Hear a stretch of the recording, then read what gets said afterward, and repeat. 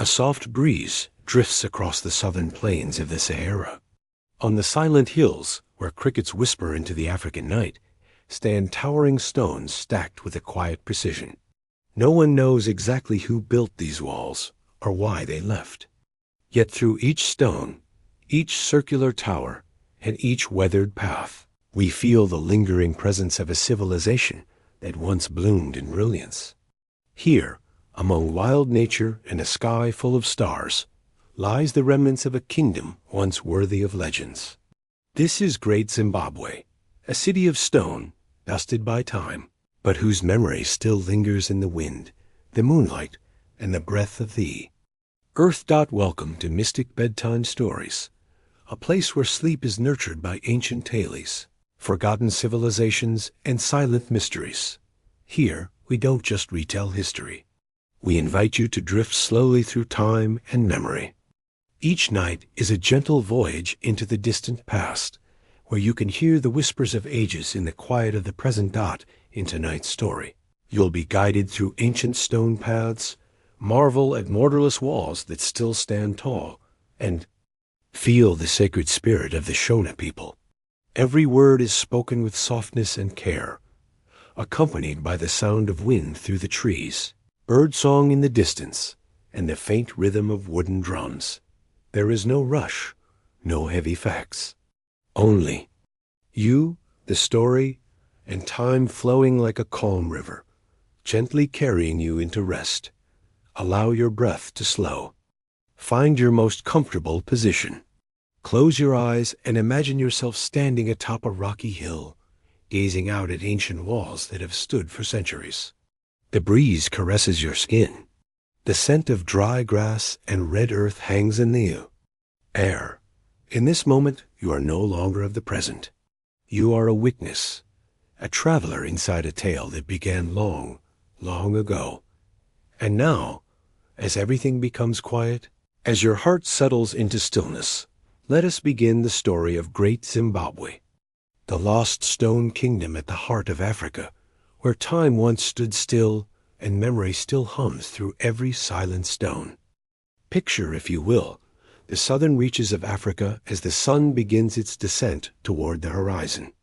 The year is immaterial here, for this landscape has witnessed the rise and fall of civilizations with the patient indifference of geological time.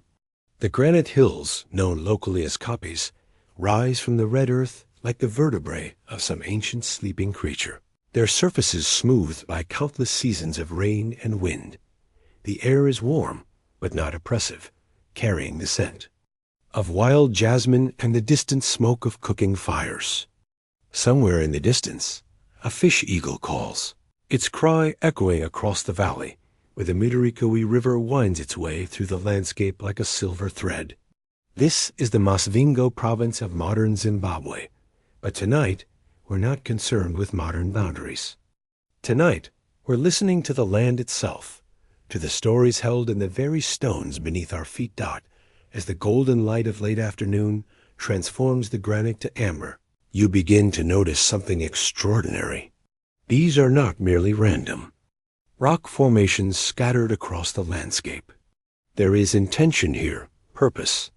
The stones have been carefully arranged, fitted together with the precision of a master craftsman, rising into walls that seem to grow from the earth itself.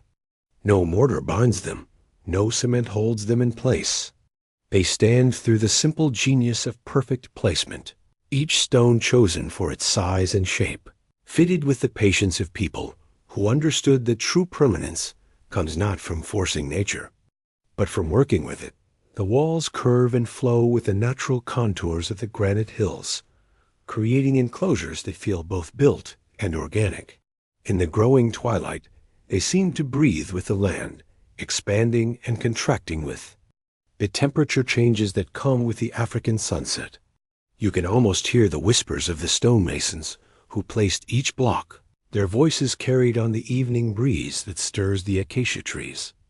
This is Great Zimbabwe, though it was never called that by the people who built it.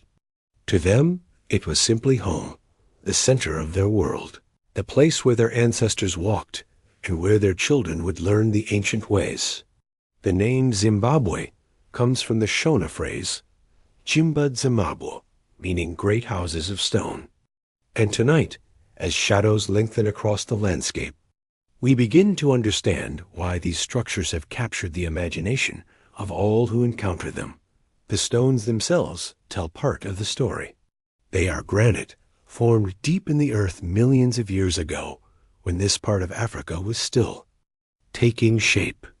Over countless millennia, weathering and erosion exposed these ancient rocks, breaking them into the perfectly shaped blocks that the builders of Great Zimbabwe would use.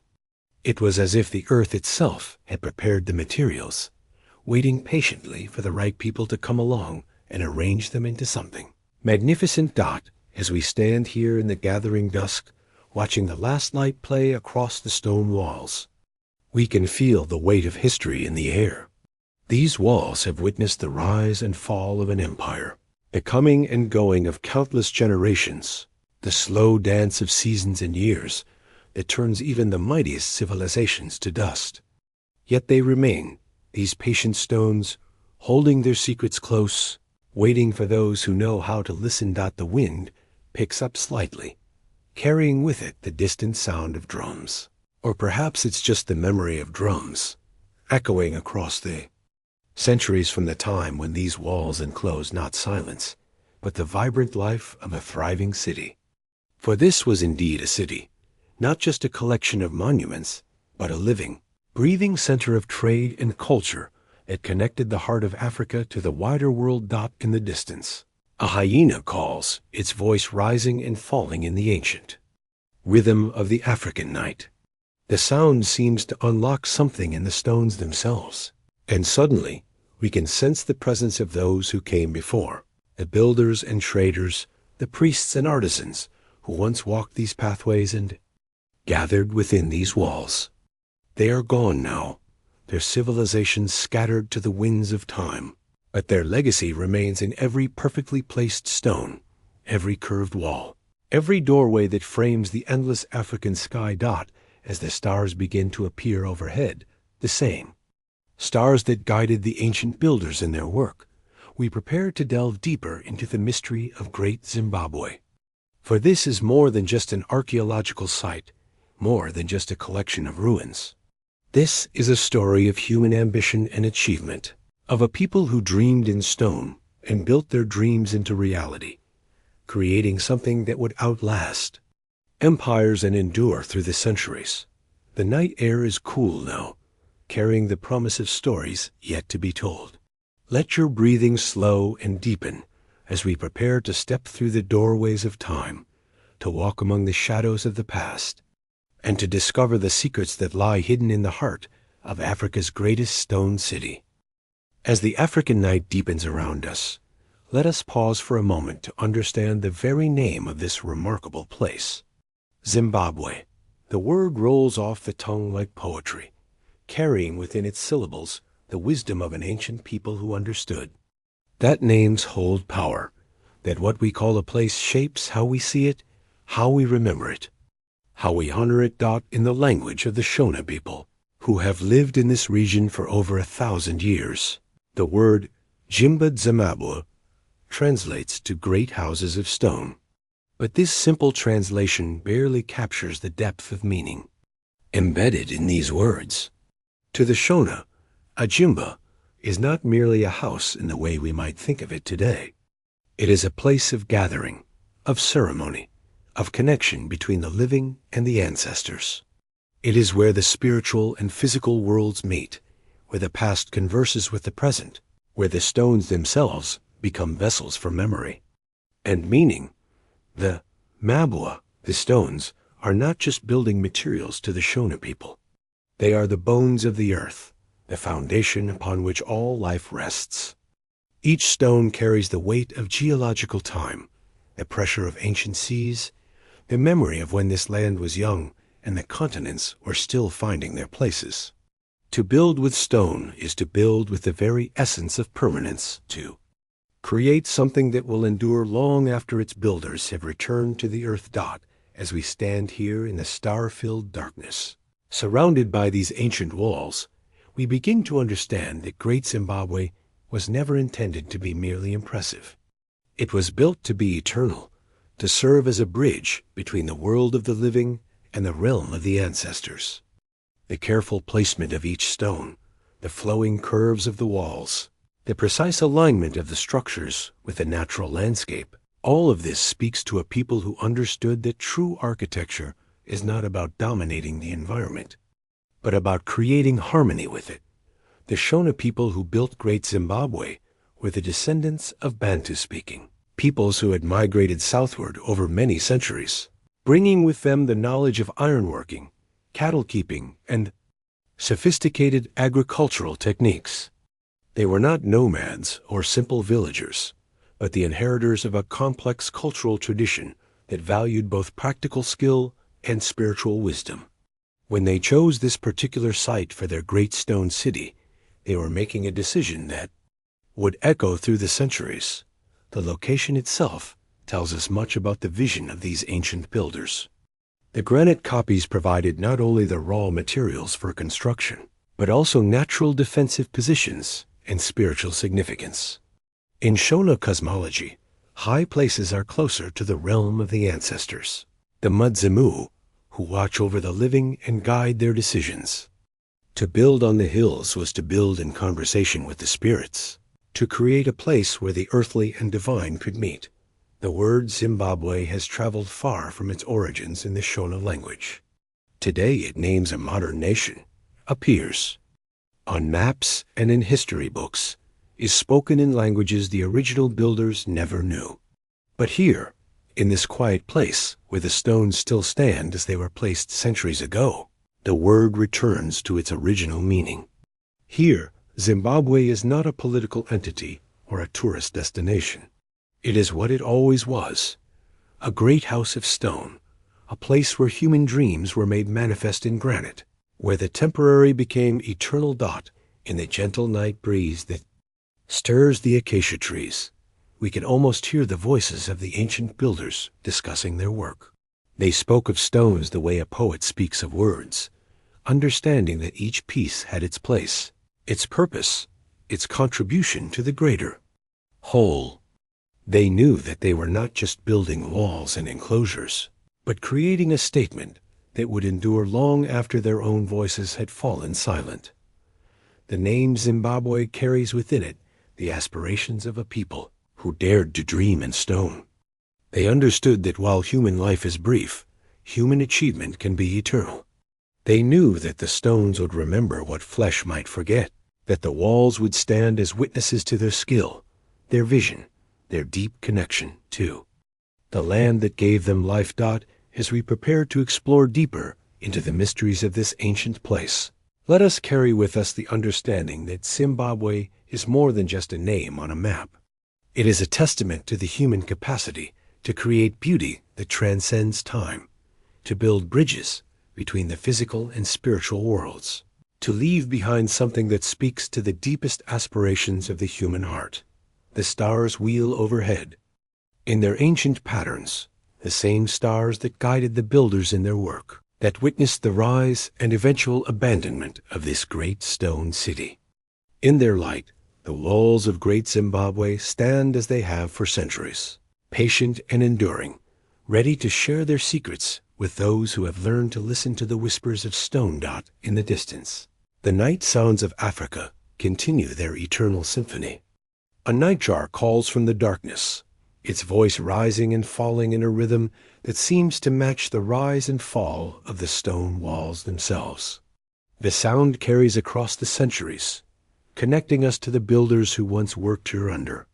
These same stars, who placed each stone with the same care that a master craftsman brings to the creation of a precious jewel. The word Zimbabwe, spoken softly in the African night, becomes a prayer, a remembrance, a promise that some things are too important to be forgotten, too beautiful to be lost to time. In the great houses of stone, the past lives on, waiting patiently for those who know how to listen, how to see, how to remember. In the soft darkness of the African night, we turn our attention to the most magnificent creation of the ancient builders, a structure so impressive that it has captured the imagination of every visitor who has ever walked in its shadow. This is the Great Enclosure, the largest ancient structure south of the Sahara Desert, a testament to human ingenuity and patience that rises from the earth, like a gentle giant made of stone. Imagine walking toward this massive wall as dawn begins to break over the granite hills. The morning mist clings to the red earth, and the first rays of sunlight catch the top of the wall, illuminating stone that has weathered 7 centuries of African seasons. As you approach, the true scale of this achievement becomes clear. The wall stretches before you in a graceful curve. It seems to flow like water frozen in stone, rising 11 meters into the sky, higher than a 3-story building, yet somehow managing to feel neither imposing nor threatening. The length of this wall is extraordinary. If you were to walk along its entire perimeter, you would travel more than 250 meters, a distance that would take you several minutes to cover at a leisurely pace. Yet this is no mere fence or barrier. Every stone has been chosen and placed with the precision of a master craftsman, each one fitting perfectly with its neighbors without a single drop of mortar to bind them together.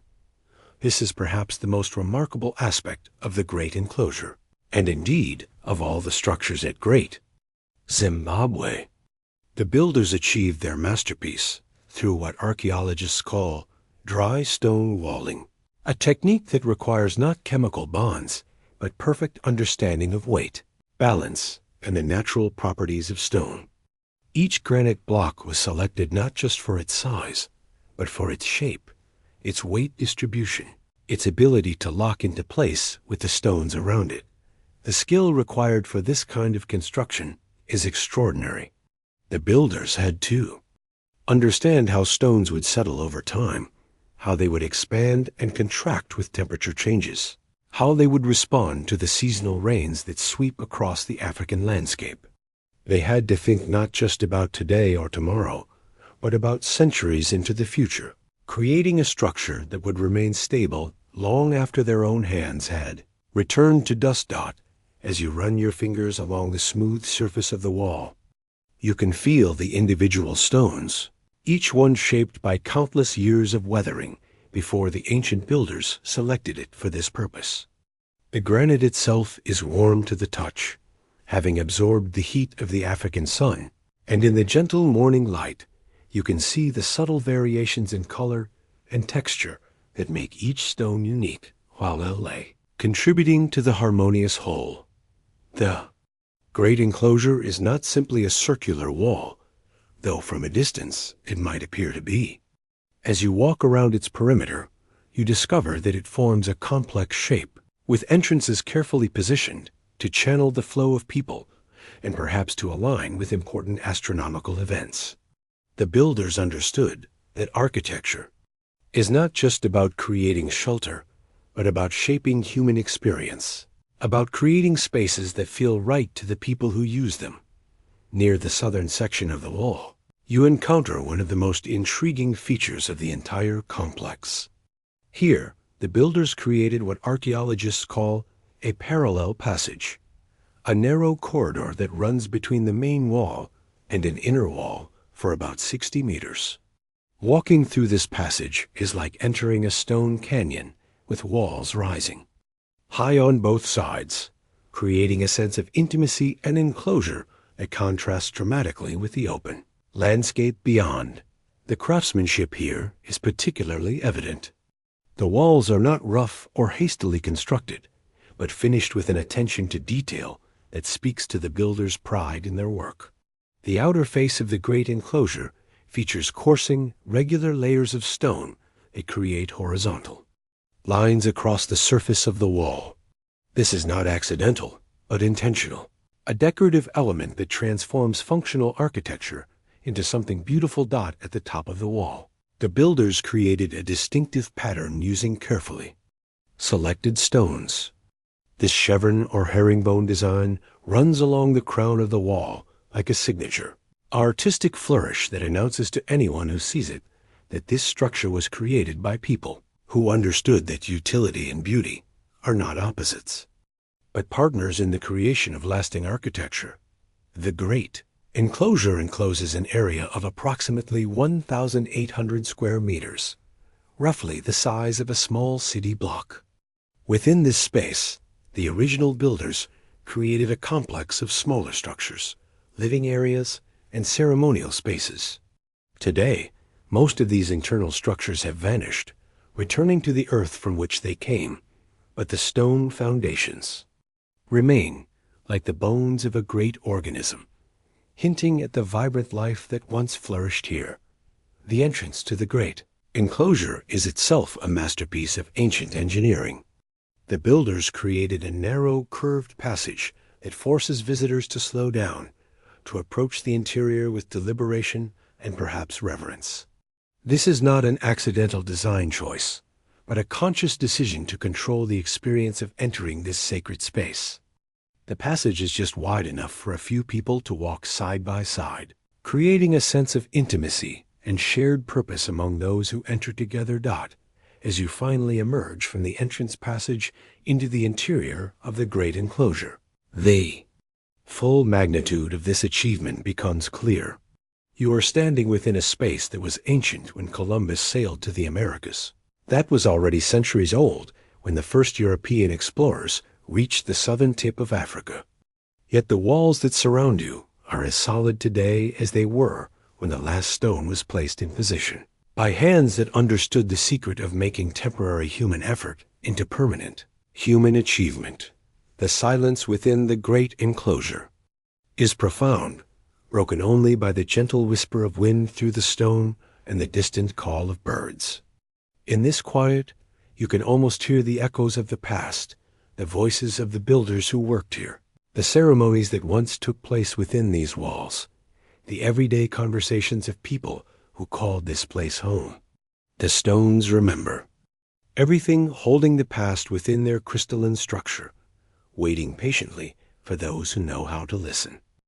From the peaceful enclosure of the Great Enclosure, we now turn our gaze upward toward the granite copy that rises like a natural cathedral from the African landscape. Here, perched on the rocky summit overlooking the valley below, stands the oldest section of Great Zimbabwe, a place that archaeologists have named the Hill Complex, though to those who built it, this was likely the heart of their world, the seat of power from which kings and queens gazed out over their domain. The climb to the Hill Complex is itself a journey through time. As you begin the ascent along the ancient pathways that wind between massive granite boulders, you can feel the weight of history beneath your feet. These paths were worn smooth by countless generations of feet, by traders carrying precious goods, by pilgrims seeking audience with rulers, by children playing in the shadow of power, by elders climbing slowly toward the ceremonies that marked the turning of seasons and the passage of years. The granite copy itself is a masterpiece of natural architecture, its massive boulders balanced in seemingly impossible configurations by geological forces that worked over millions of years. The ancient builders understood that they were not meant to fight against this natural formation, but to work with it, to find the spaces between the rocks where human construction could nestle like a bird, finding the perfect branch for its nest. As you climb higher, the views over the surrounding landscape become increasingly spectacular. From these heights, you can see for kilometers in every direction, across the rolling hills and valleys that formed the heartland of the Great Zimbabwe Kingdom. To the east, the land stretches toward the Indian Ocean, along the trade routes that carried gold and ivory to distant ports. To the west, the horizon dissolves into the vast interior of Africa, where other kingdoms and communities lived and traded in the shadow of this stone metropolis. The Hill Complex is not a single structure, but a collection of enclosures and walls that flow organically among the granite boulders. The builders understood that true strength comes not from opposing nature, but from embracing it, from finding the natural lines of defense and reinforcing them with human skill and determination. Here, Massive granite outcrops become walls. Narrow passages between rocks become gateways, and natural platforms become the foundations for royal residences. The eastern enclosure, one of the most significant areas within the hill complex, demonstrates a sophisticated understanding of space and ceremony that characterized the builders of Great Zimbabwe. Here, archaeologists have uncovered evidence of elaborate decorations, of carved soapstone pillars topped with stylized bird figures that gazed out over the kingdom like silent sentinels. These birds, with their powerful beaks and watchful eyes, were not mere decorations, but symbols of royal power, representations of the connection between earthly rulers and the spiritual realm. The famous Zimbabwe birds, 8 of which have been discovered at the site, are masterpieces of ancient African art, carved from soapstone with remarkable skill. Each bird is unique, yet all share a common dignity and presence that speaks to their ceremonial importance. They stood on pillars within the hill complex, their stone eyes surveying the kingdom below, their silent presence adding weight and authority to the ceremonies that took place in their shadow. Moving deeper into the hill complex, you encounter the western enclosure, where the builders created what may have been the most sacred space within the entire site. Here, protected by walls and hidden among the granite boulders, archaeologists have found evidence of ritual activities, of ceremonies that connected the living rulers with their ancestors, of practices that maintained the spiritual health of the kingdom. The construction techniques used in the hill complex are particularly sophisticated, adapted to the challenging terrain of the rocky summit. The builders had to work around massive boulders, some weighing hundreds of tons, incorporating them into their walls and enclosures with such skill that it becomes difficult to tell where nature ends and human construction begins. This is architecture that breathes with the landscape, that grows from the rock itself like some miraculous flowering of stone. One of the most remarkable features of the hill complex is the valley enclosure, a series of walls and terraces that cascade down the hillside, like a stone waterfall.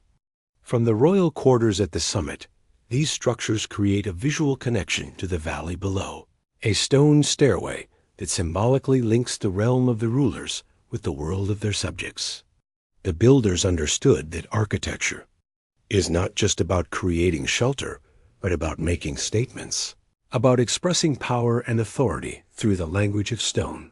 The daily life of the hill complex must have been unlike anything else in medieval Africa.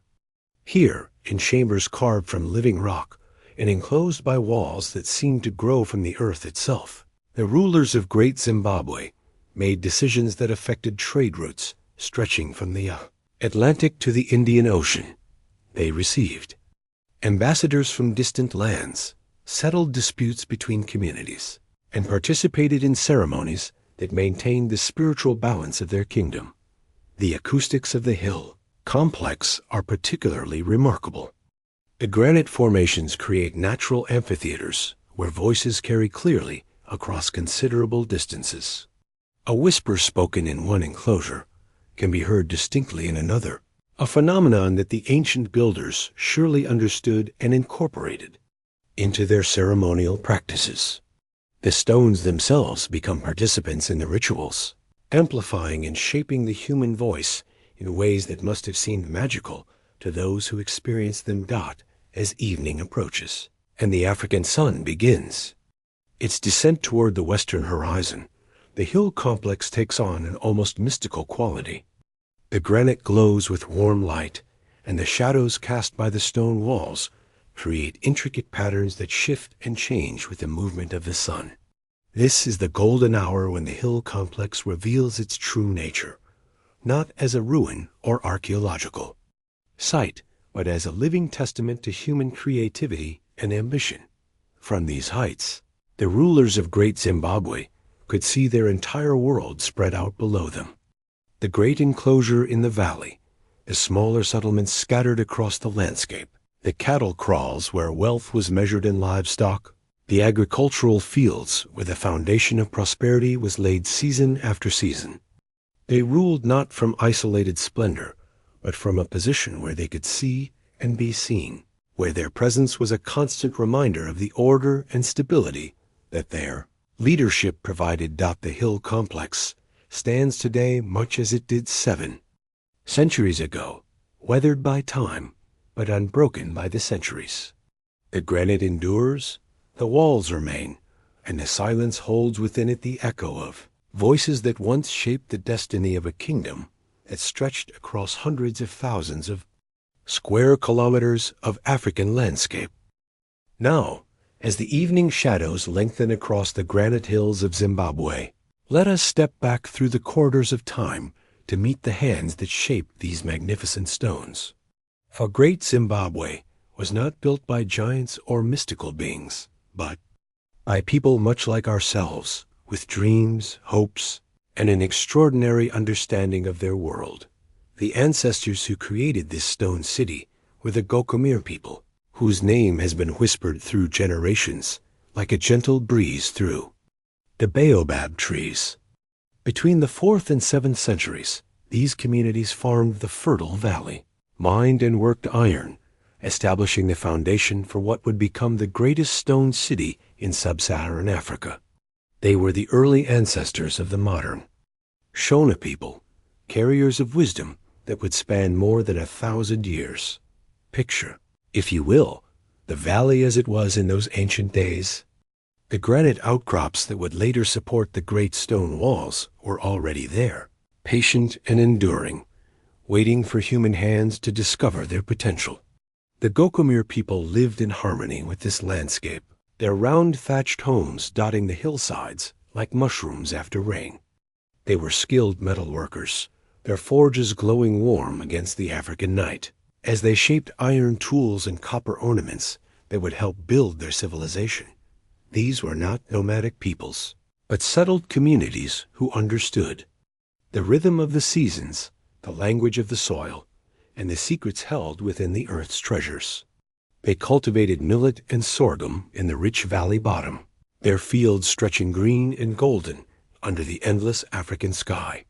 Cattle grazed on the surrounding hills, their gentle lowing mixing with the calls of crowned cranes and the distant rumble of approaching thunderstorms. But the Gokomir people were more than farmers and herders. They were artists, their pottery, decorated with intricate patterns that told stories of their daily lives and spiritual beliefs. Archaeologists have found these beautiful vessels, each one a testament to the creative spirit that would later express itself in the grand architecture of Great Zimbabwe. The same hands that shaped clay into elegant forms would teach their children and grandchildren to shape stone into walls that would stand for centuries. The iron they worked was not just for tools, but for weapons, jewelry, and trade goods that connected them to distant lands. Even in those early centuries, the ancestors of Zimbabwe understood that their valley was not isolated, but part of a greater world.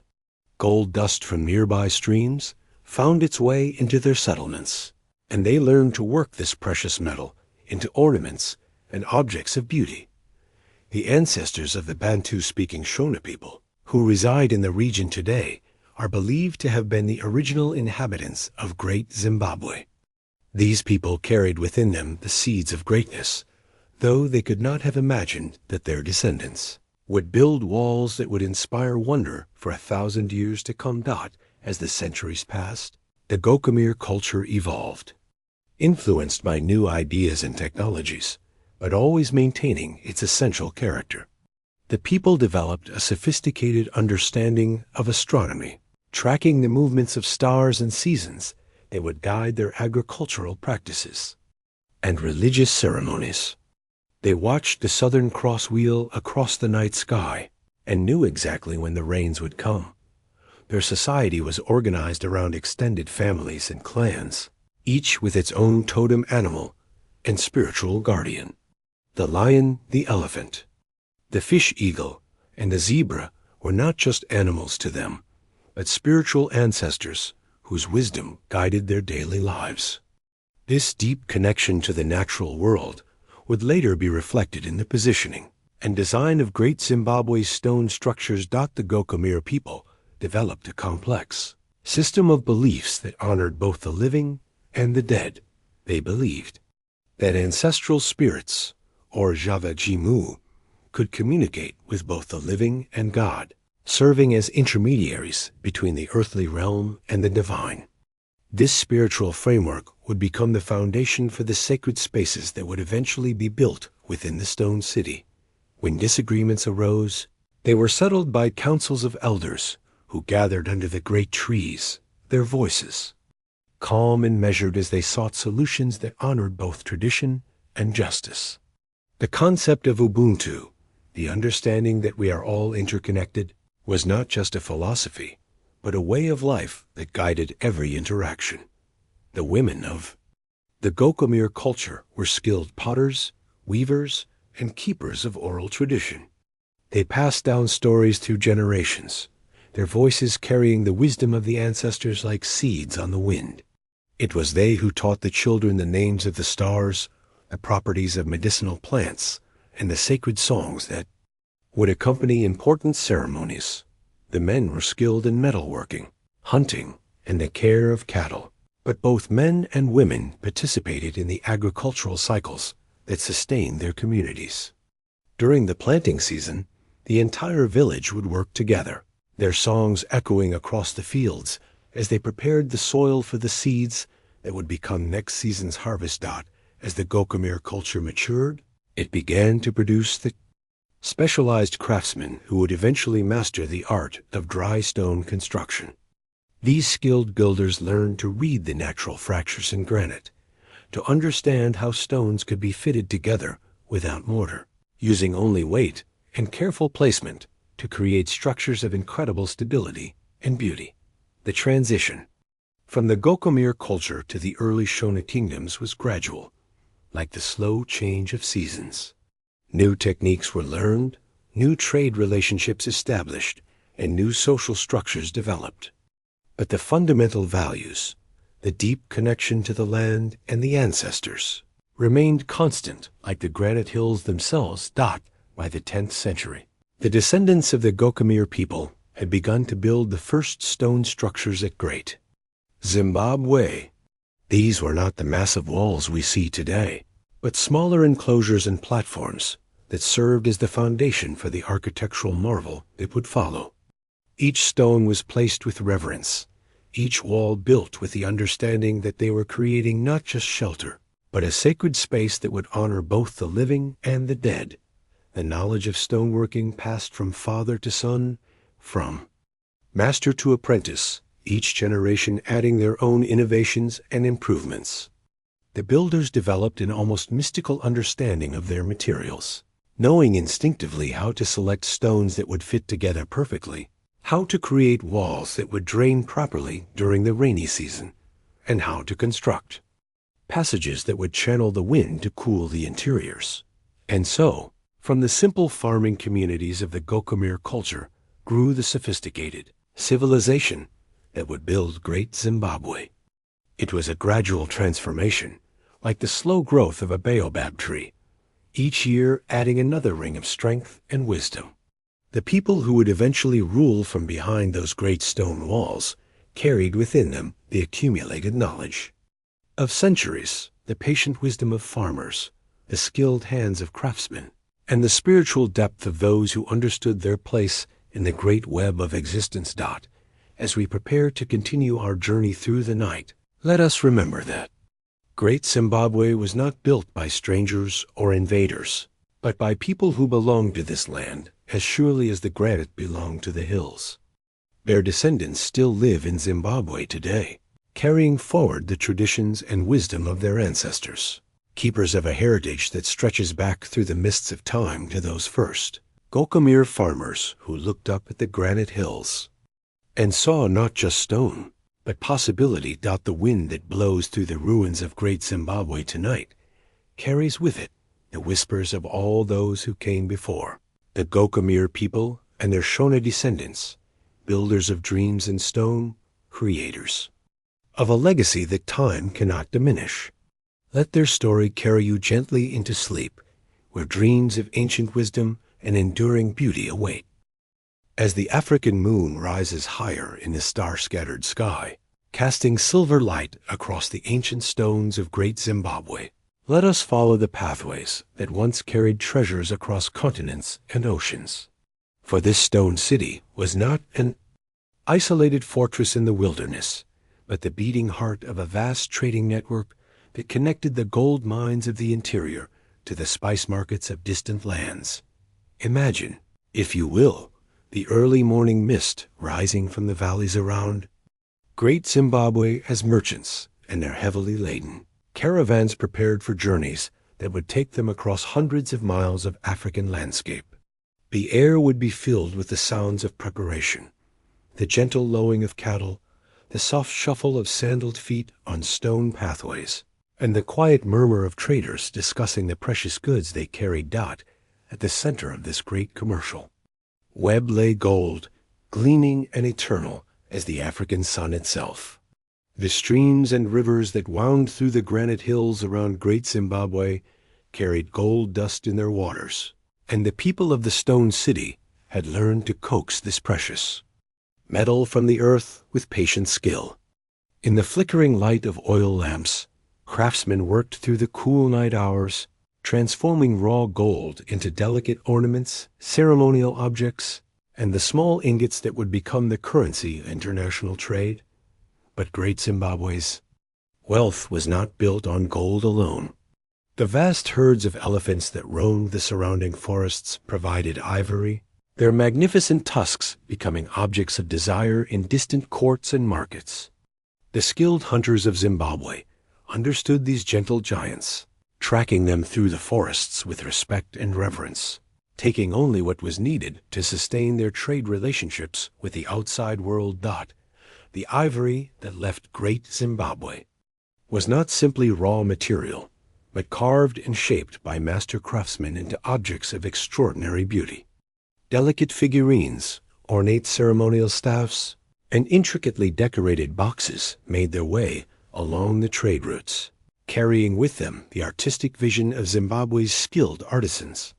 Each piece told a story, bore the mark of its maker, and represented the cultural sophistication of the stone city's inhabitants.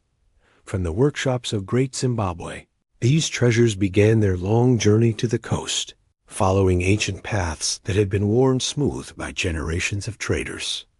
The route led eastward through the rolling hills and river valleys, past smaller settlements and trading posts where merchants would rest, resupply, and exchange news from distant lands.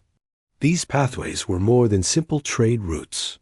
They were lifelines that connected the heart of Africa to the wider world. The journey to the coast took many days, crossing rivers swollen with seasonal rains, navigating through forests where leopards watched from the shadows, and traversing open savannahs where herds of antelope moved like living clouds across the landscape. The merchants who made this journey were hardy and skilled, knowing every water source, every safe resting place, and every danger that might threaten their precious cargo.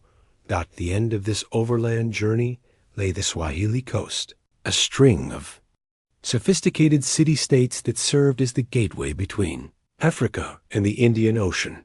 Places with musical names like Sofala, Kilwa, and Mombasa, where Arab dhows and Chinese junks rode at anchor in harbors perfumed with incense and spices. Here, the gold and ivory from Great Zimbabwe met the merchants of the sea, traders who had sailed thousands of miles to exchange their goods for Africa's treasures. The port of Sofala, in particular, became intimately connected with Great Zimbabwe's fortunes. This ancient harbor, where the Zambezi River met the Indian Ocean, served as the primary outlet for the inland kingdom's wealth. Arab merchants, their robes flowing in the ocean breeze, negotiated with Zimbabwean traders in the shade of coconut palms, their conversations a mixture of languages and gestures that transcended cultural boundaries. In return for their gold and ivory, the people of Great Zimbabwe received goods that spoke of distant lands and exotic cultures. Chinese porcelain, delicate as flower petals and decorated with dragons and phoenixes, arrived in carefully packed crates. These beautiful vessels, some dating from the Ming Dynasty, were treasured not just for their utility, but as symbols of the vast world that lay beyond the African horizon. Persian glass beads, each one a tiny jewel catching the light, became prized possessions in the stone city. These beads were not merely decorative. They were symbols of status and connection to the wider world. Archaeological excavations have revealed thousands of these beads scattered throughout the ruins, each one a testament to the extensive trade networks that once flourished here. Copper ingots from the mines of the interior were shaped into crosses, and other forms that served as currency in the regional trade network. These copper crosses, found in abundance at Great Zimbabwe, represent a sophisticated understanding of economics and the need for standardized forms of exchange. They were not just money, but symbols of the complex commercial relationships that bound together distant communities. The Chinese ceramics that found their way to Great Zimbabwe tell a particularly fascinating story.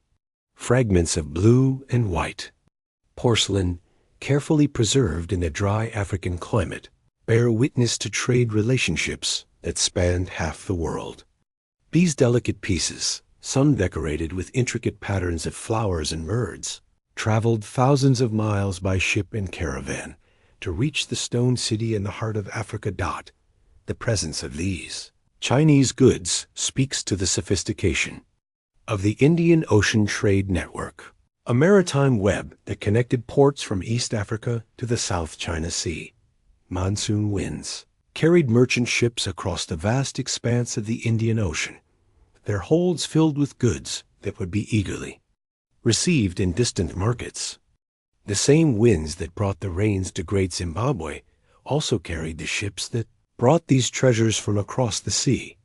Merchants from India brought cotton cloth, their vessels heavy with bolts of fabric that would be transformed into clothing and ceremonial garments by the skilled weavers of Zimbabwe.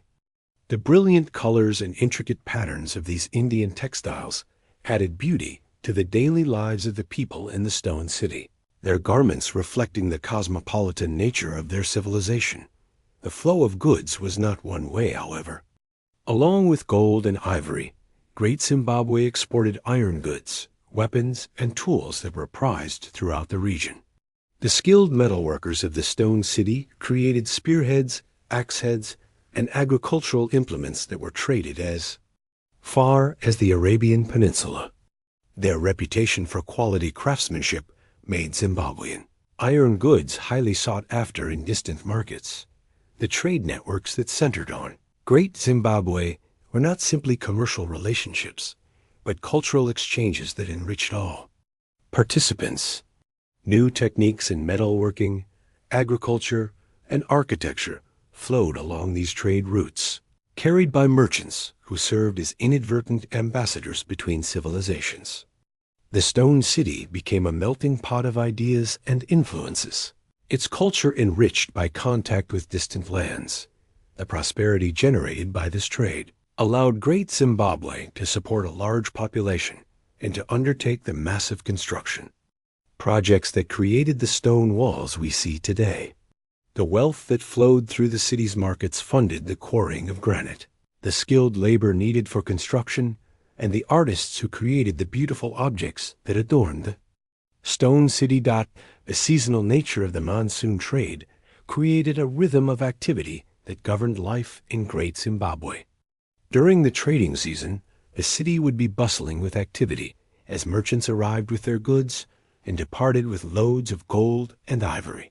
The rest of the year was devoted to mining, crafting, and the agricultural activities that sustained the population. The rulers of Great Zimbabwe understood the importance of maintaining these trade relationships and worked to protect the roots that brought prosperity to their kingdom. They negotiated with coastal city-states, maintained diplomatic relations with distant rulers, and ensured that the merchants who visited their city were treated with respect and hospitality. As the centuries passed, the trade networks that had brought such wealth to Great Zimbabwe began to shift. Portuguese explorers arrived on the East African coast, disrupting the traditional patterns of trade and introducing new challenges to the established order. The delicate balance of relationships that had sustained the stone city for centuries began to change, setting the stage for the eventual decline of this great African civilization. But for now, in the gentle darkness of our African night, let us remember Great Zimbabwe at the height of its commercial power. Picture the stone city as it was in those golden centuries, its markets filled with treasures from across the known world, its people connected by trade and culture to civilizations thousands of miles away. The same stars that shine down on us tonight once looked down upon merchant caravans departing for distant ports. Their pack animals laden with the wealth of Africa dot the wind that whispers through the ruins. Tonight once carried the scent of distant spices and the sound of foreign languages in the marketplaces of Great Zimbabwe. These ancient stones remember the touch of Chinese silk, the gleam of Persian gold, and the laughter of merchants from a dozen different lands. Their silence now speaks of a time when the heart of Africa beat in rhythm with the pulse of the wider world. As the first light of dawn touches the granite walls of Great Zimbabwe, painting them gold and amber in the early morning sun, let us step beyond the majesty of stone and the gleam of precious metals to discover the heartbeat of daily life in this ancient city. For behind these impressive walls lived real people with hopes and dreams, families who laughed and worked, children who played, and elders who shared stories under the star-filled African sky. Picture, if you will, a typical morning in Great Zimbabwe during the height of its glory. The city is awakening, not with the harsh sounds of modern life, but with the gentle rhythms that have governed human existence for thousands of years. The sweet scent of wood smoke drifts from cooking fires as the women of the settlement begin their day, tending to the glowing embers that have been carefully maintained through the cool African night. The traditional Shona homestead, known as a musha, spreads out in a careful pattern around the great stone enclosures. Round thatched huts, their walls made of clay and grass, cluster around cleared yards called ruvanze, where families gather to share meals, tell stories, and conduct the business of daily life. These humble dwellings, though they have not survived the centuries like the stone walls, were the true heart of the community, where children learned the ways of their ancestors and where the wisdom of generations was passed down through song and story. In the pre-dawn darkness, while the stars still shine brightly overhead, the women of Great Zimbabwe rise to begin their many tasks. Their responsibilities are numerous and vital to the survival of the community.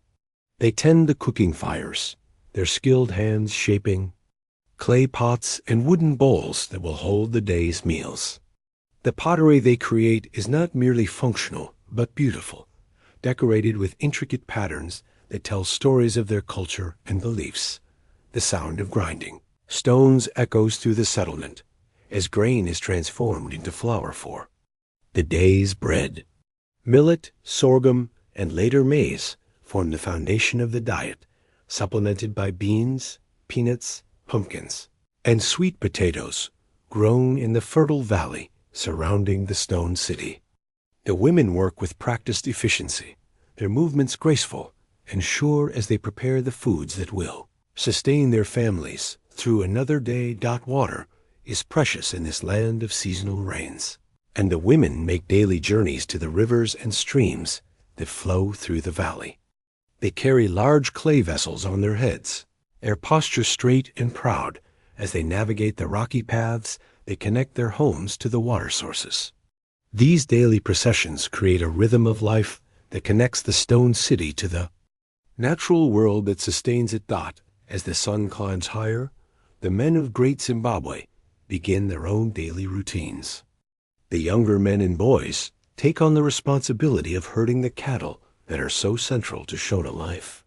These magnificent animals, with their curved horns and gentle eyes, are not merely livestock, but symbols of wealth, status, and spiritual connection. The cattle provide milk for the families, but more importantly, they serve as bride price in marriages and as sacrifices in religious ceremonies. The sound of cattle bells creates a musical backdrop to the morning as the herds move out to graze in the surrounding hills. The young herders, armed with long sticks and accompanied by loyal dogs, guide their charges to the best grazing areas, always alert for lions, leopards, and other predators that might threaten the precious animals. This is not simply work, but a sacred trust, for the cattle represent the accumulated wealth of generations. In the workshops scattered throughout the settlement, skilled craftsmen begin their specialized tasks. The metal workers fire up their forges, the orange glow of hot iron illuminating their faces as they shape tools, weapons, and ornaments. The steady rhythm of hammers on anvils provides a percussion accompaniment to the sounds of daily life. These skilled artisans create not only practical items, but works of art, objects that will be treasured by their owners and traded to distant lands. The smell of hot metal and burning charcoal mingles with the scent of cooking food and the earthy aroma of clay pottery being shaped and fired. The stone carvers work with patient precision, their tools creating smooth surfaces and intricate patterns in the granite blocks that will become part of the great walls.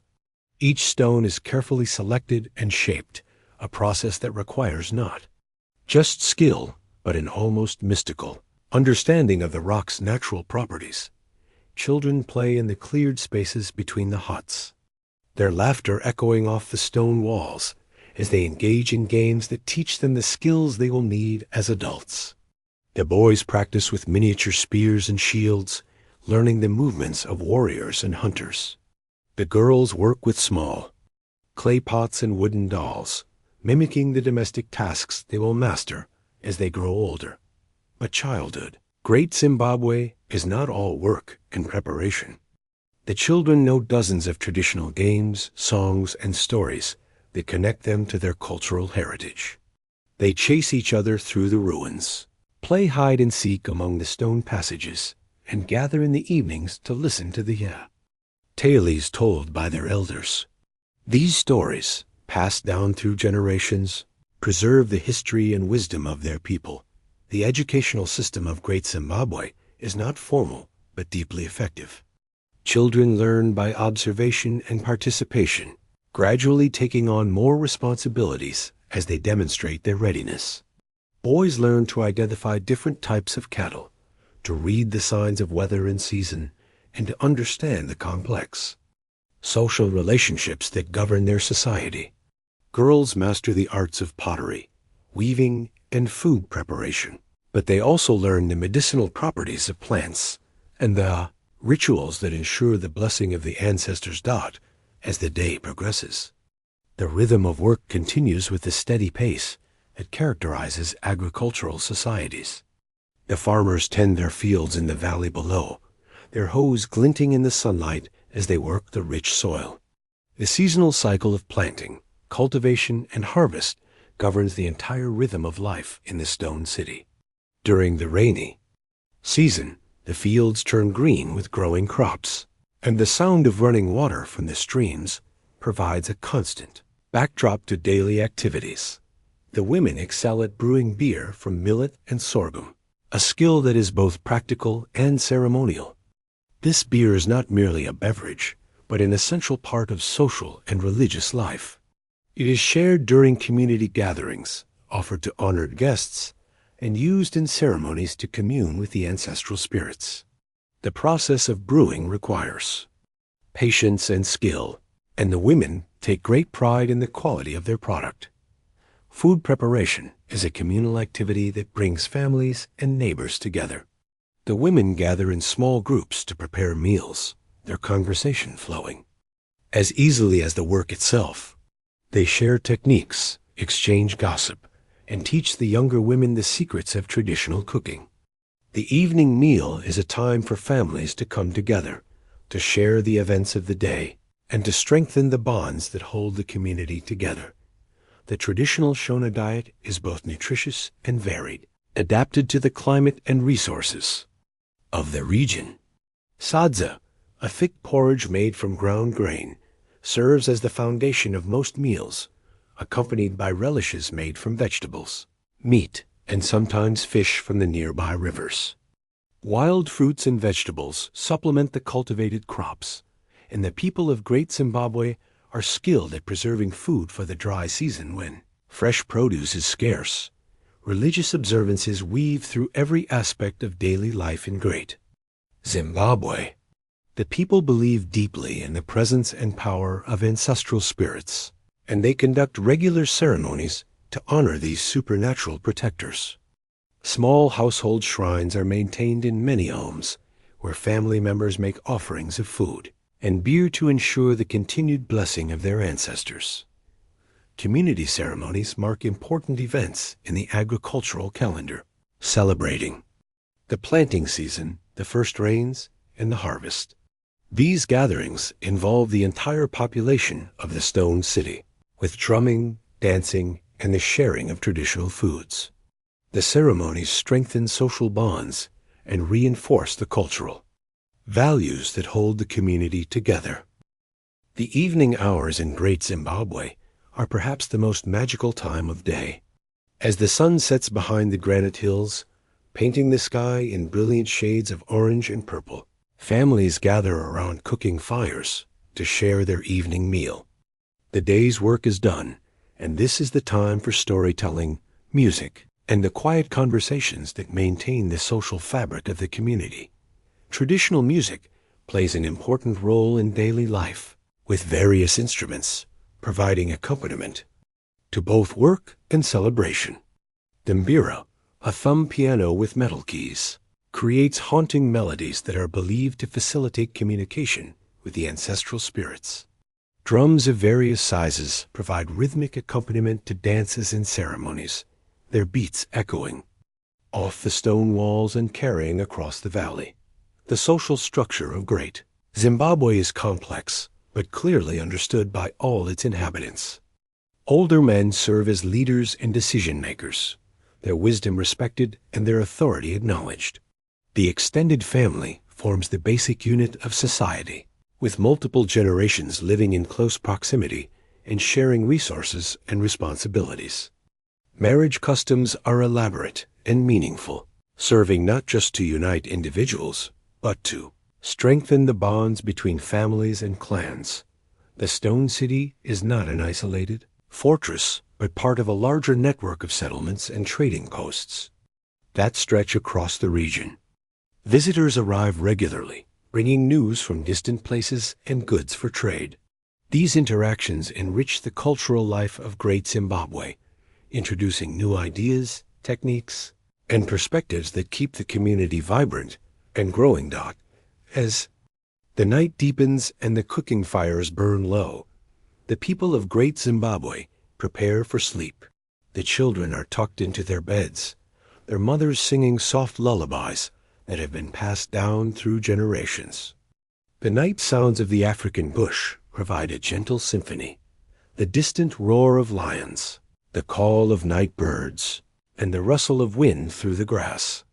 The stone walls of Great Zimbabwe stand sentinel over this sleeping community, their massive presence a reminder of the permanence and stability that the people have created in this place.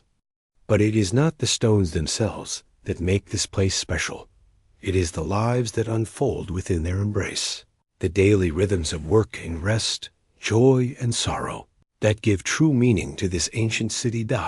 In the gentle darkness of our African night, let us remember that Great Zimbabwe was not just a collection of impressive ruins, but a living, breathing community where real people lived full and meaningful lives. Their days were filled with the same hopes and dreams that move us today. Their nights blessed with the same stars that shine down on us now. The wind that whispers through the ruins tonight carries with it the echoes of their laughter, their songs, and their dreams, reminding us that we are all part of the same great human story. As the African night deepens around the ancient stones of Great Zimbabwe, and the Southern Cross climbs higher in the velvet sky, we enter the most sacred realm of this remarkable civilization.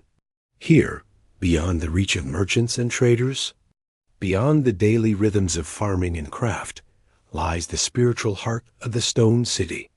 For the people of Great Zimbabwe understood that life extends far beyond the physical world, that the spirits of their ancestors walked among them still, dwelling in every stone, every tree, every breath of wind that whispered through the granite. Passages dot the Shona people, who built and inhabited Great Zimbabwe, possessed a deeply sophisticated understanding of the spiritual realm, one that saw no clear boundary between the world of the living and the world of the dead.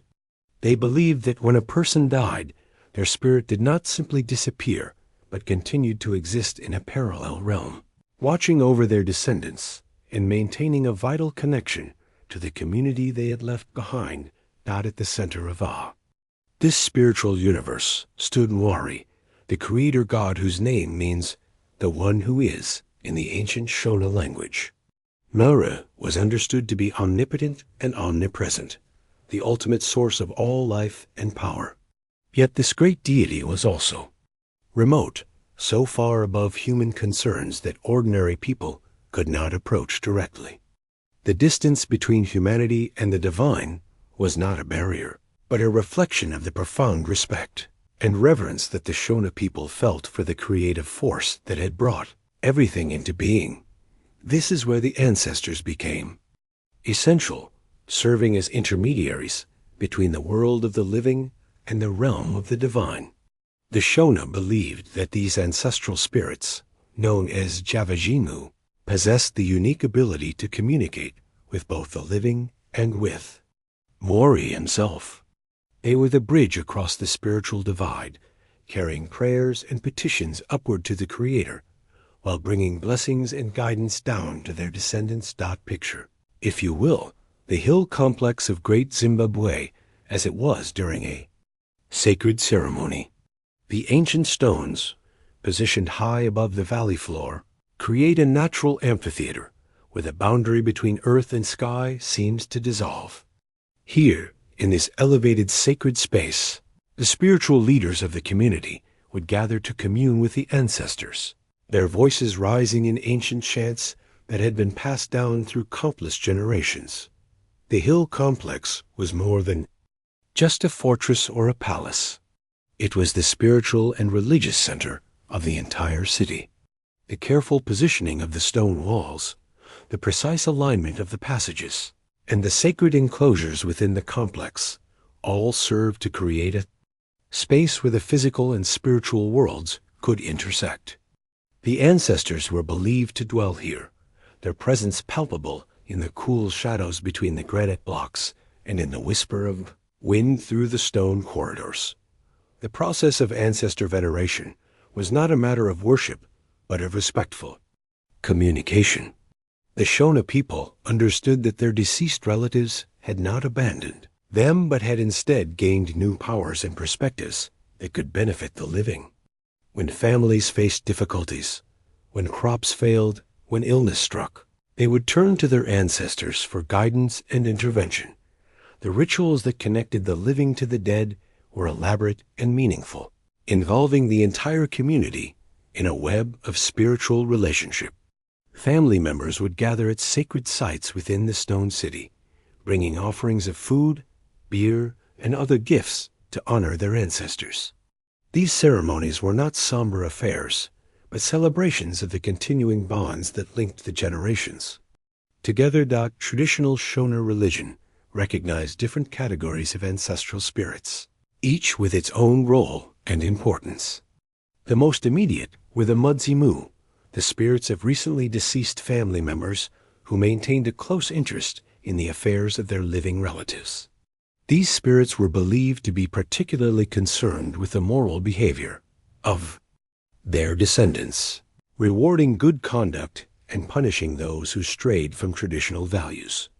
Above the family spirits were the Mhandoro, the great ancestral spirits of clan founders and ancient chiefs.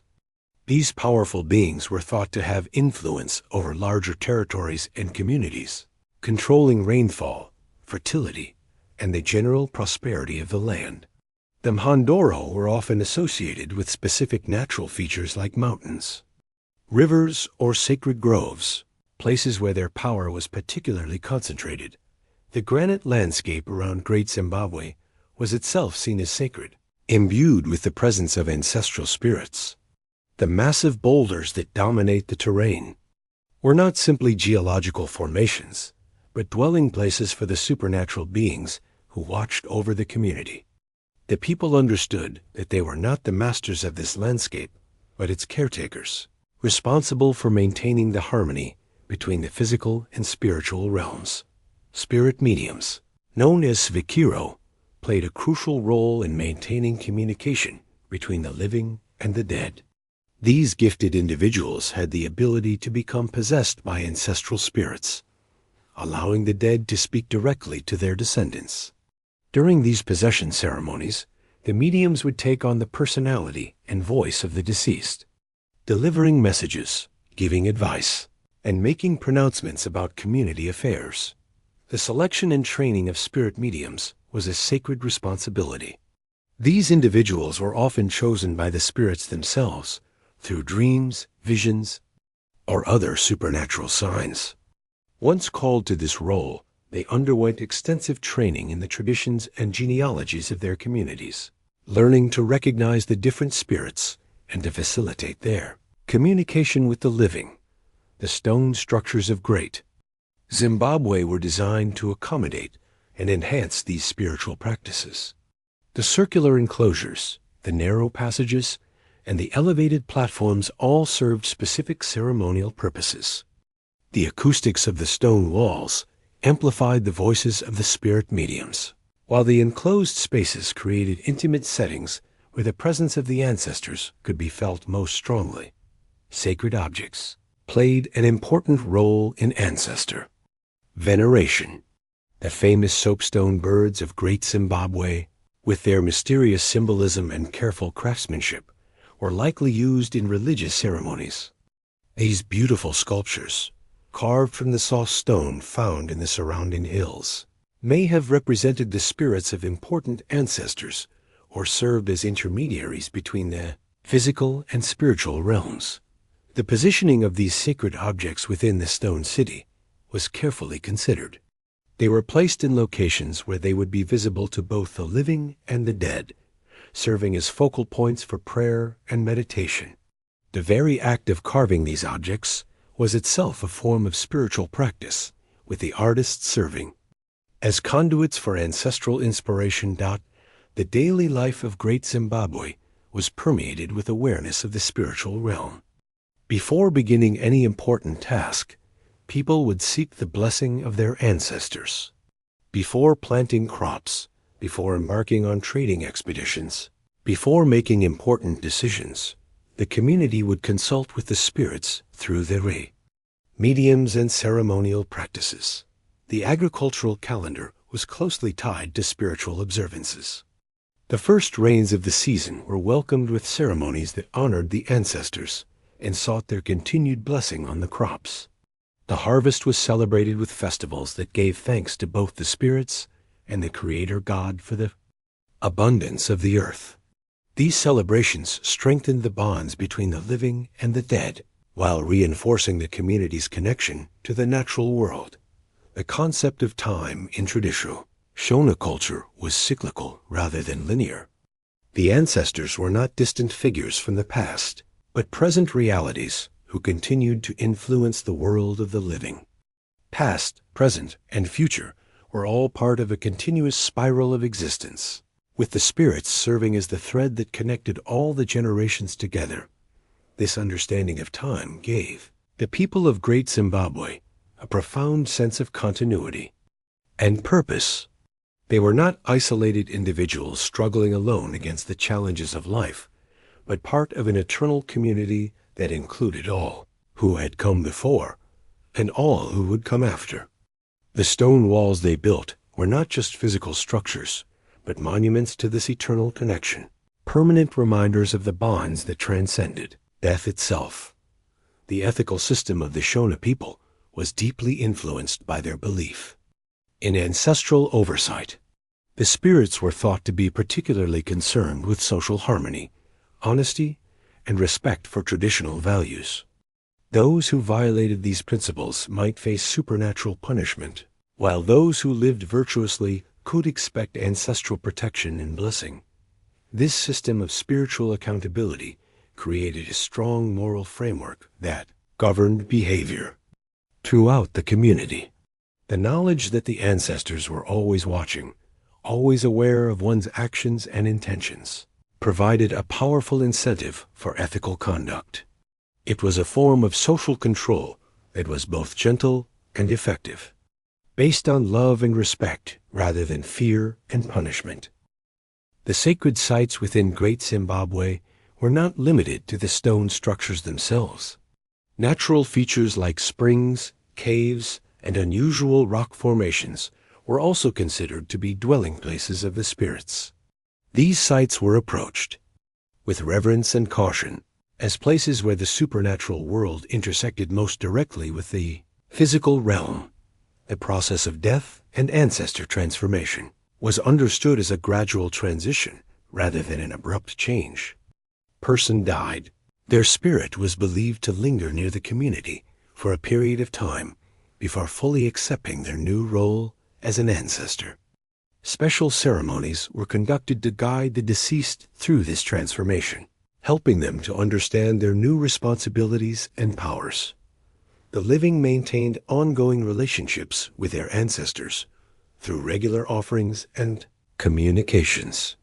These were not desperate pleas for help, but ongoing conversations between family members separated only by the thin veil between life and death. The ancestors were consulted on matters both large and small, from personal relationships to community. Decisions dot as we sit in the gentle darkness of our African night, surrounded by the ancient stones that once echoed with the voices of the living and the whispers of the dead. We can perhaps sense something of the profound spiritual atmosphere that once filled Great Zimbabwe. These walls remember the ceremonies, the prayers, the moments of communion between the worlds. They stand as eternal witnesses to a civilization that understood the sacred nature of existence itself. The wind that moves through the ruins tonight carries with it the breath of the ancestors, the eternal spirits who once walked these passages and who continue to watch over this sacred place. In their silence, the stones speak of mysteries that transcend the boundaries of time and culture, reminding us that we too are part of the great chain of being that connects all generations in the endless dance of life and death and life again. Stars that shine down on Great Zimbabwe tonight are the same stars that guided the ancestors in their spiritual journeys, the same celestial lights that witnessed their ceremonies and blessed their communion with the divine. In their gentle radiance, we find the peace that comes from understanding that we are never truly alone, that the love and wisdom of those who came before us continues to surround us like the eternal embrace of the African night. The sun hangs lower now over the ancient stone walls of Great Zimbabwe, casting longer shadows across the granite blocks that have stood sentinel for centuries. But something has changed in the air.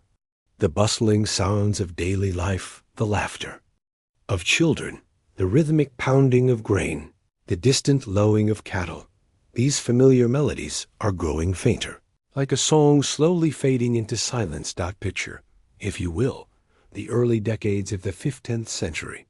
The Great Stone city that once pulsed with the heartbeat of a thriving civilization now finds itself caught in an invisible current of change. Not the dramatic collapse of war or catastrophe, but something far more subtle, a gradual ebbing, like the tide slowly retreating from a beloved shore.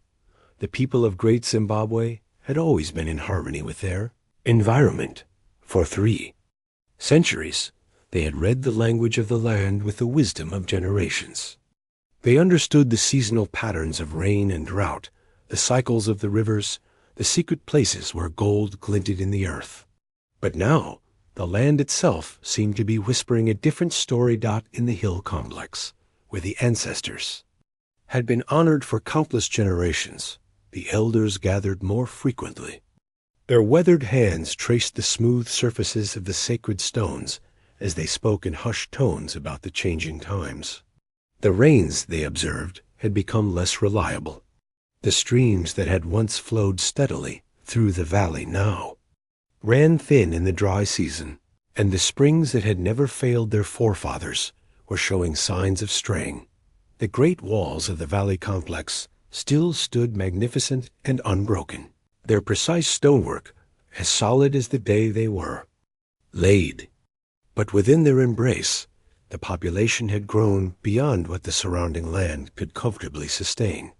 The exact reasons for the abandonment are unknown, but it is likely that exhaustion of resources and overpopulation were contributing factors.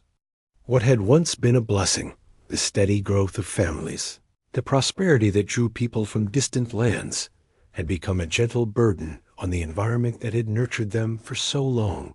The gold mines, those golden veins that had brought wealth and connected Great Zimbabwe to the far corners of the known world, were not as generous as they once had been.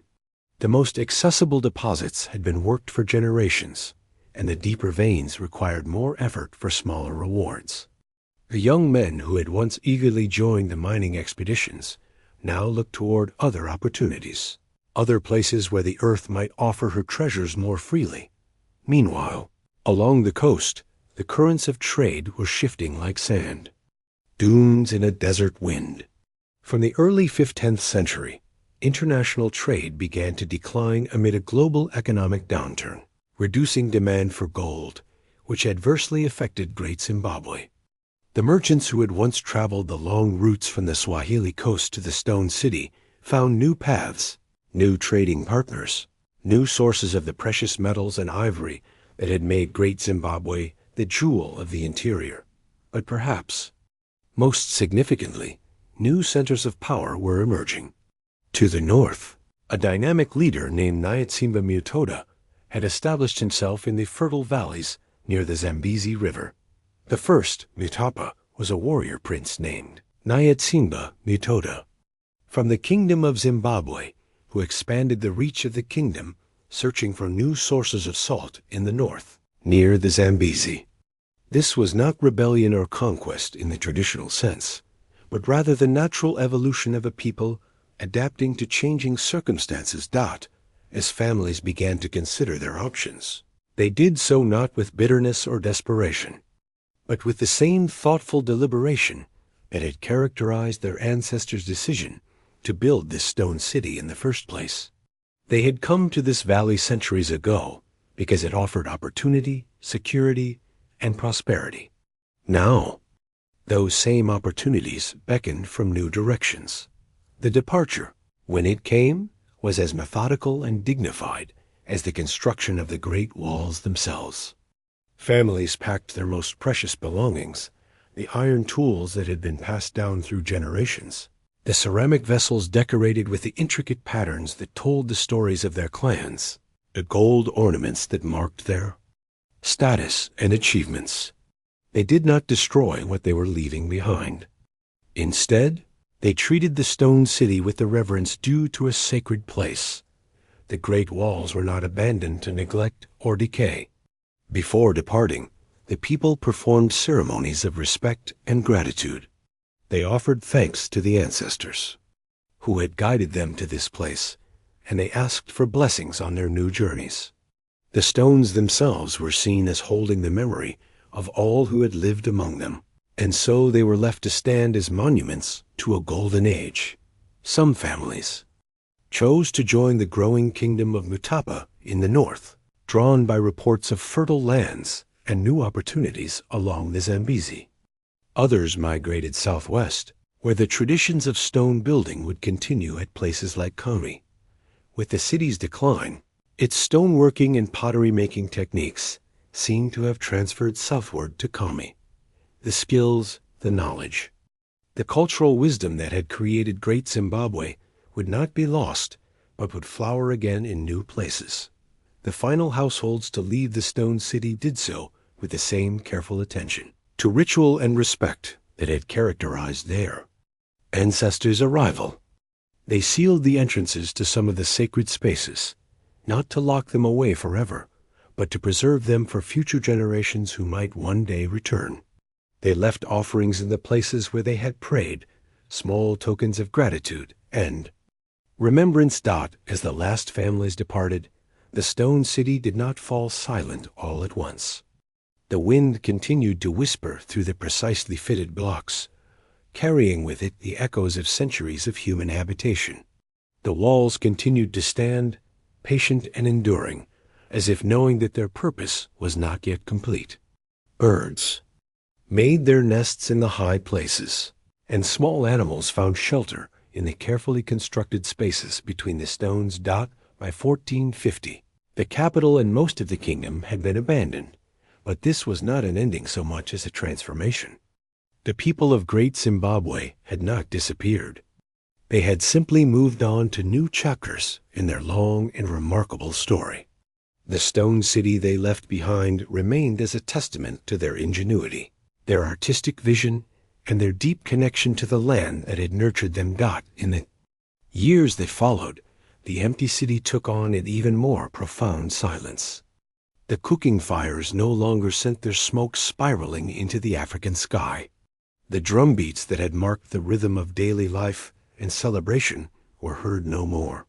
But the stones themselves seemed to pulse with a deeper rhythm, the slow and steady heartbeat of the earth itself. Travelers who passed through the valley in later years spoke of the overwhelming presence they felt among the ruins. The walls, still standing tall and proud, seemed to watch over the land with a benevolent gravity. Local people continued to visit the site, bringing offerings and prayers to the ancestors who had once made this place their home. They understood that while the living city had moved on, the spiritual essence of Great Zimbabwe remained as strong as ever. As we imagine those final days, we might picture the last sunset over the great enclosure, painting the granite blocks in shades of gold and amber that matched the precious metal that had first brought prosperity to this place.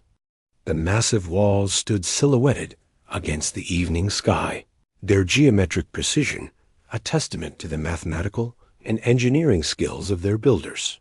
In the gathering dusk, the city looked as magnificent as it had in its prime, ready to shelter its people for another night of dreams and rest. But this time, the dreams would be different. Instead of plans for the next day's work, the next season's planting, the next year's trade expeditions, the stones would hold the dreams of a people who had learned when to hold on and when to let go. They had created something beautiful and enduring, and they had had the wisdom to know when their time in this particular place had reached its natural conclusion. The silence that settled over Great Zimbabwe after the departure of its last inhabitants was not the silence of death or defeat, but the profound quiet of a place that had fulfilled its purpose and now waited patiently for the next chapter of its story to begin. The stones had learned to speak a different language, now not the language of daily human activity, but the deeper tongue of memory, heritage, and enduring legacy. Tonight, as you rest in your own comfortable space, you might imagine yourself sitting quietly among those ancient stones, feeling the weight of centuries and the lightness of eternity. The people of Great Zimbabwe had learned one of life's most important lessons. That true greatness lies not in clinging to the past, but in knowing when to move forward while honoring what has come before. In their silent departure, they had written the final chapter of their stone city's active life, but the first chapter of its eternal story was just beginning. The wind continues to blow through the ruins, carrying with it the whispers of a civilization that knew how to build not just with stone and mortar, but with wisdom, respect, and an understanding of the natural cycles that govern all life. In that gentle wind, their legacy lives on, patient and enduring as the stones they left behind. The year was 1871, and the African sun beat down mercilessly on the weathered hat of a German explorer named Karl Marsch. As he crested the hill overlooking the great stone ruins, his breath caught in his throat. Before him spread a sight that would challenge everything he thought he knew about Africa and its people. Massive granite walls rose from the earth, like ancient prayers made manifest in stone. Their precise construction, speaking of mathematical genius and architectural mastery, that belonged to no crude stereotype, but Karl Marx, like so many of his European contemporaries, carried within his mind a prison of prejudice more confining than any stone wall. Standing among these magnificent ruins, he could not or would not accept what his eyes plainly told him. The evidence of African achievement spread before him like an open book, but he chose to read it through the distorting lens of his own preconceptions. In his journal, March wrote with the certainty of a man who had never questioned his own assumptions. These ruins, he declared, could not possibly be the work of the native people he had encountered on his journey. He believed that the ruins were the remnants of the lost biblical city of Ophir, described as the origin of the gold given by the Queen of Sheba to King Solomon. The very magnificence of Great Zimbabwe, in his mind, proved that it must have been built by someone else, anyone else, but not by Africans. This was the beginning of a centuries-long campaign of intellectual vandalism that would do more damage to the truth than any army ever could. March's theories, born of racial prejudice rather than scientific inquiry, would echo through the halls of European academia and colonial administrations for generations to come. They would be repeated, embellished, and defended with a fervor that revealed their true purpose, not to understand the past, but to justify the present subjugation of an entire continent. As word of the ruins spread through the European world, they attracted not just explorers and archaeologists, but also treasure hunters and amateur theorists, each bringing their own baggage of assumptions and expectations. The magnificent stone walls became a canvas upon which Europeans painted their own fantasies of lost civilizations and ancient mysteries. The presence of Arab coins and Persian pottery was used to attribute the site to Arab builders, ignoring the obvious explanation that these were trade goods brought by merchants to an African city. The colonial mind, it seemed, could conceive of Africans as subjects for study, objects for exploitation, or obstacles to progress, but never as builders of cities, creators of art, or masters of their own destiny. Every beautiful artifact found among the ruins was immediately attributed to foreign influence. Every sophisticated technique was explained away as the work of mysterious visitors from distant lands. The very existence of Great Zimbabwe became an impossibility that had to be explained away rather than a reality to be understood and celebrated. Mired in racial prejudice, Rhodesians found it inconceivable that the structures could have been built by indigenous Africans, stipulating that archaeological discoveries of Persian bowls and Chinese celadon were the result of pre-Bantu settlement. This willful blindness was not just academic. It was political. The colonial governments of the region had built their entire system of domination on the premise that Africans were incapable of self-governance, civilization, or technological achievement. Great Zimbabwe stood as a granite rebuke to every one of these assumptions. The theories multiplied like mushrooms after rain. Some claimed the ruins were built by Phoenicians, those ancient masters of Mediterranean trade. Others insisted they were the work of Arabs, or perhaps ancient Egyptians who had wandered far from the Nile. The most elaborate fantasies spoke of lost Hebrew tribes, Portuguese explorers, or even visitors from the legendary land of Prester. Each theory shared one common characteristic. They all credited anyone but the ancestors of the people who still lived in the region.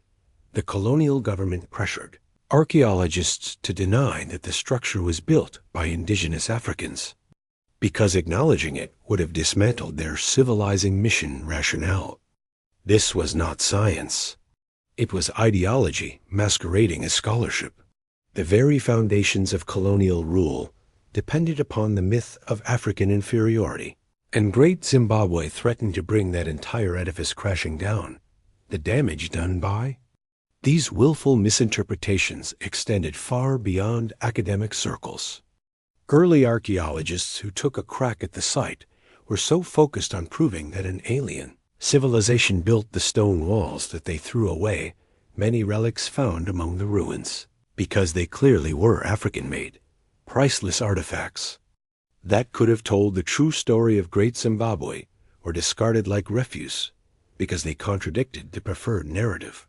This systematic destruction of evidence was perhaps the greatest crime committed against the memory of Great Zimbabwe.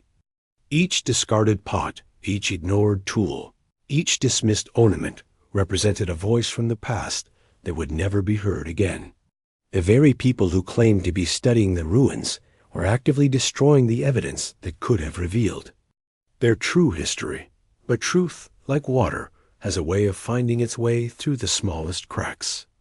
In 1905, a young British archaeologist named David Randall Meekever arrived at Great Zimbabwe with a revolutionary approach. He would let the evidence speak for itself, regardless of where it might lead. Through archaeological excavation, Dr. D.R. Meekever proved the ruins to be of African origin. MacIver's methodology was rigorous and scientific.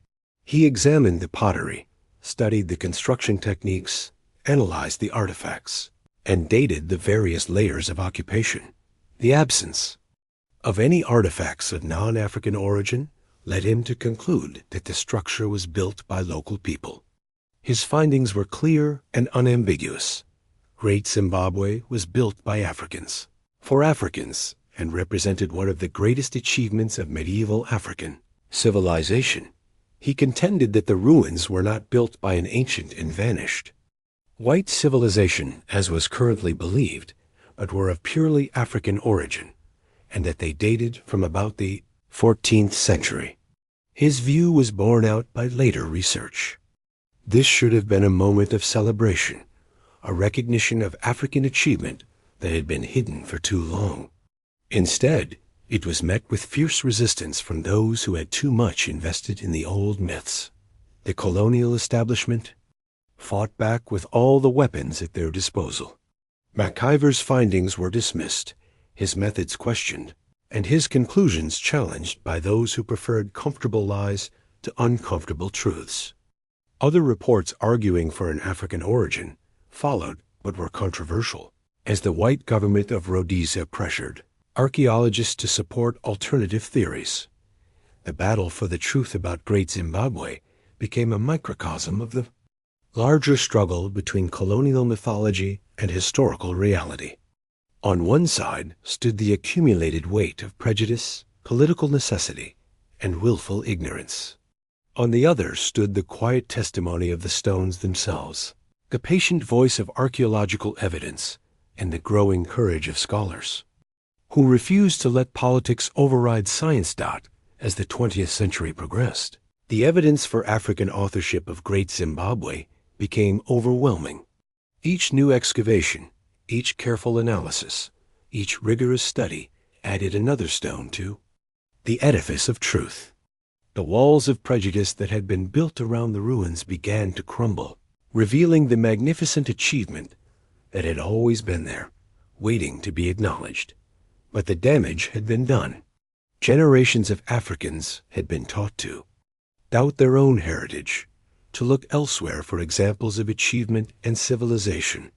The very people whose ancestors had built these magnificent walls had been told that they were incapable of such greatness.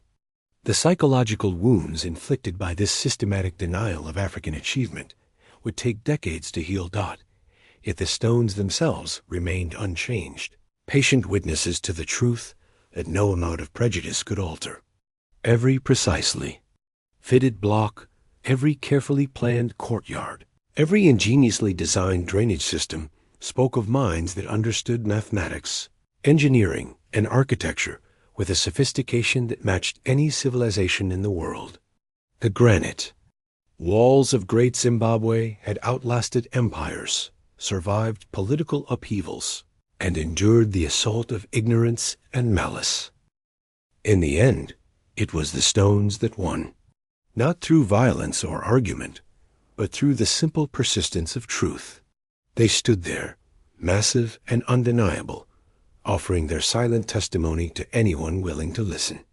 They spoke of a people who had mastered the art of working with stone, who had built a city that would endure for centuries, who had created something beautiful and lasting in the African landscape. The colonial myths about Great Zimbabwe were not just wrong. They were a form of intellectual violence that tried to steal the achievements of one people and give them to another.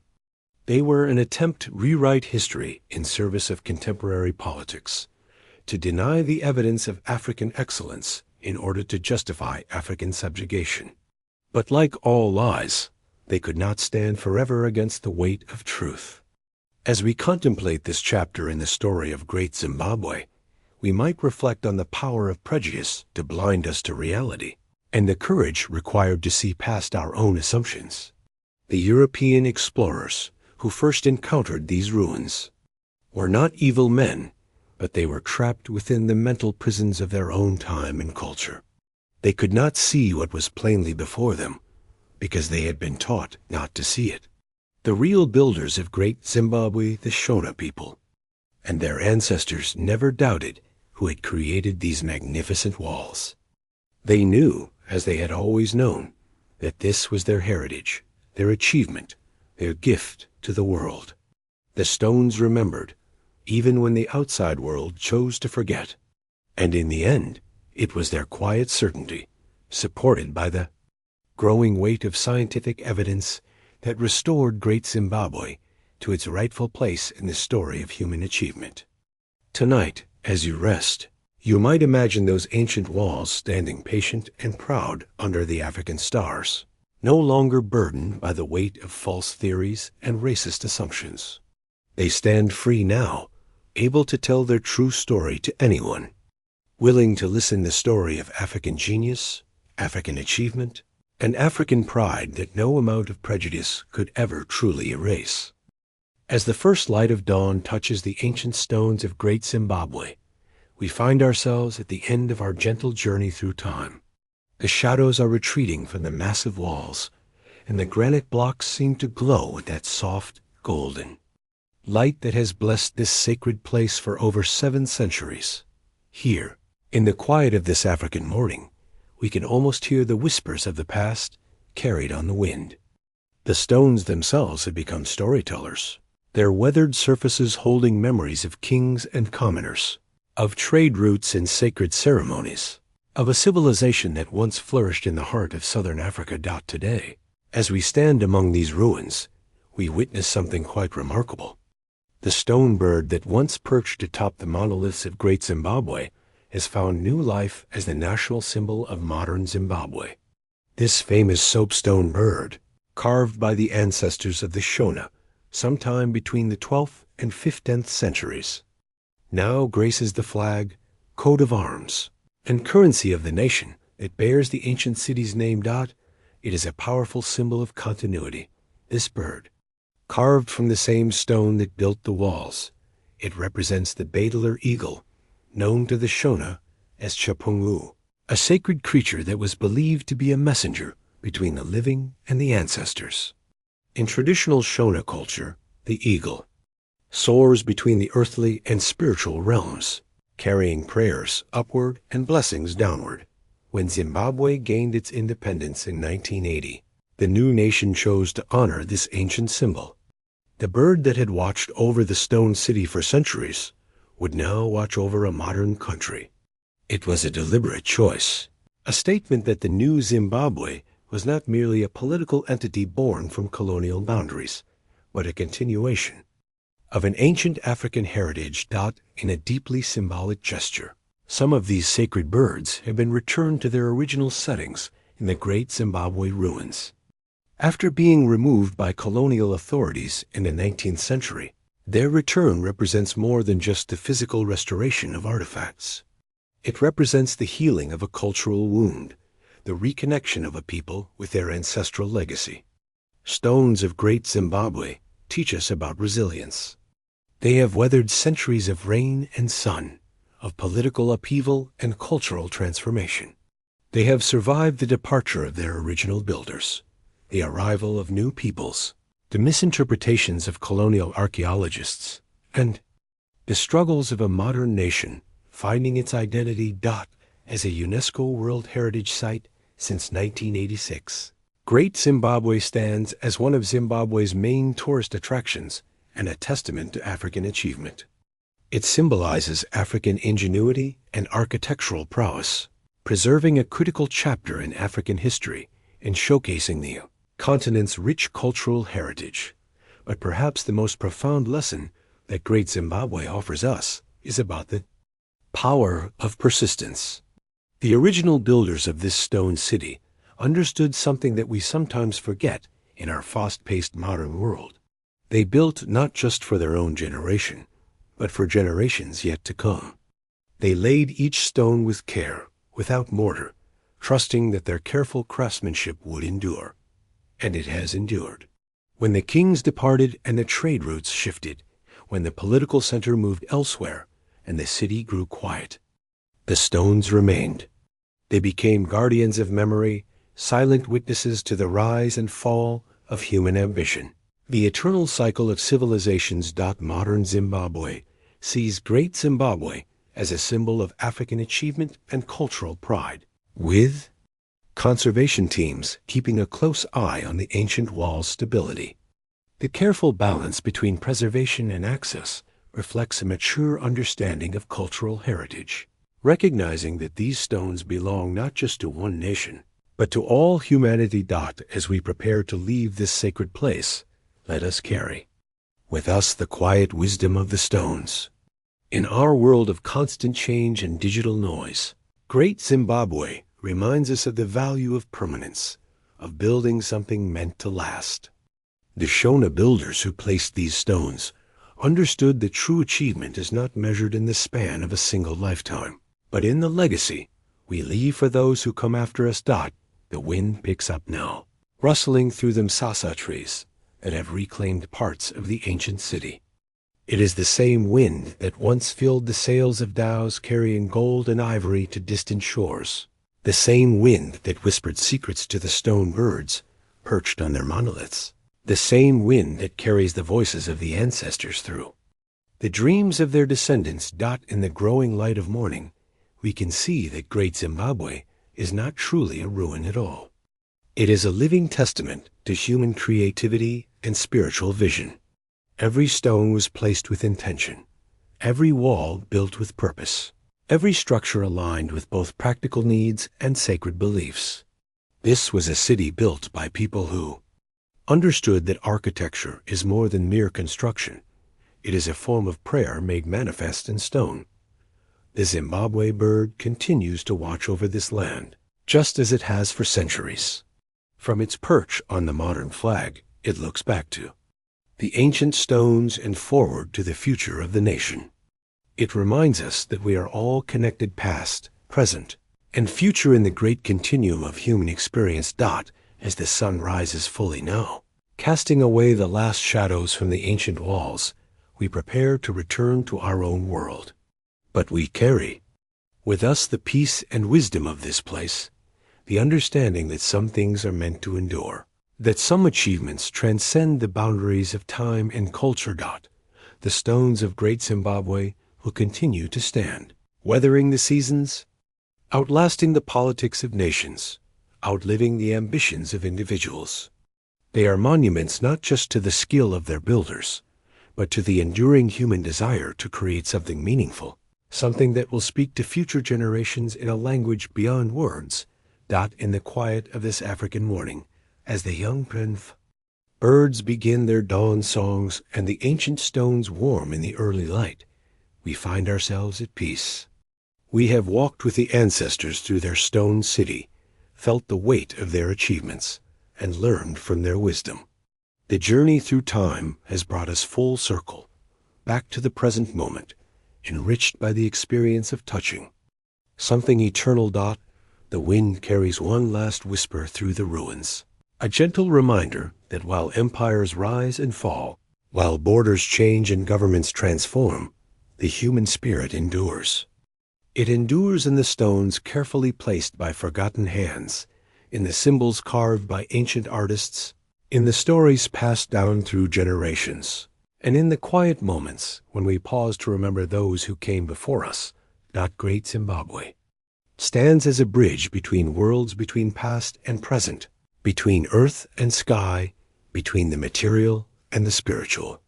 It reminds us that we are all part of a story much larger than ourselves, contributors to a narrative that began long before us and will continue long after we are gone. As we bid farewell to this sacred place, let us carry its lessons with us into our daily lives. Let us remember the patience of the stone builders, the vision of the ancient architects, and the wisdom of those who understood that true achievement lies not in conquering others, but in creating something beautiful and enduring for all humanity. To share. The stones of Great Zimbabwe have taught us well. In their silence, they speak of dignity, of pride, of the remarkable achievements of the human spirit. They remind us that we are all inheritors of a rich and ancient legacy, and that we too have the opportunity to leave something meaningful for those who will follow in our footsteps. Sleep well, knowing that somewhere in the hills of southern Africa, the ancient stones continue their eternal vigil, watching over the dreams of a continent, preserving the memory of a great civilization, and whispering their timeless wisdom to all who have ears to hear. The story of Great Zimbabwe is our story too, a reminder that human greatness is not measured by the speed of our conquest, but by the endurance of our creations, the depth of our spiritual understanding, and the legacy we leave carved in stone for all eternity.